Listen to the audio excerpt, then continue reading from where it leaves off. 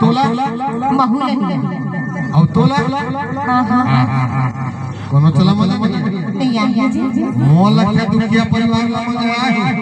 हां हां आए हो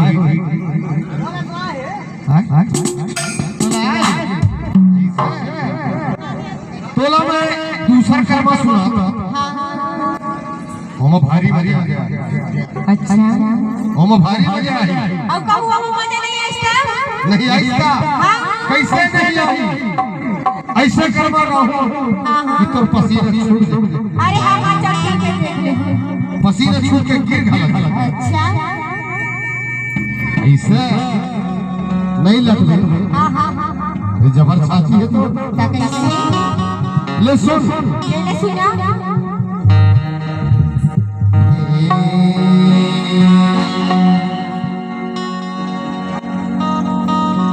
मुर्गा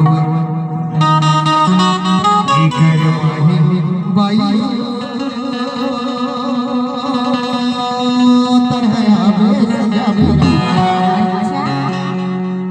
आबे आई कर्मा गावो कर्मा मेरा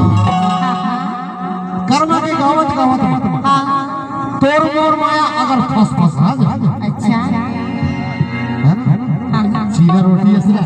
ऐसे मगर जे तो कैसे करबो कैसे ये माया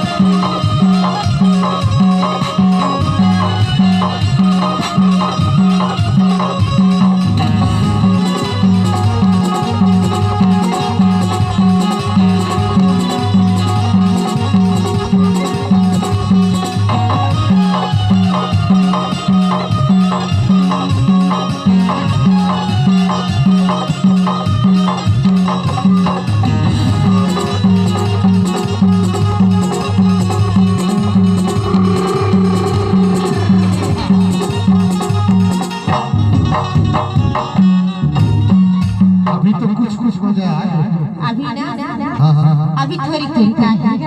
थोड़ी थोड़ी नहीं भारी मेहनत करे हरे एक बात है का बात है तोला में कोई लारी नौकरी के भार ना नहीं जा अरे ना वो लेके का पैसे कैठो को कोई लारी नौकरी के भार ना बता दो अरे छोड़ छोड़ के मार ऐसे बजाओ ऐसे बजाओ ऐसे बजाओ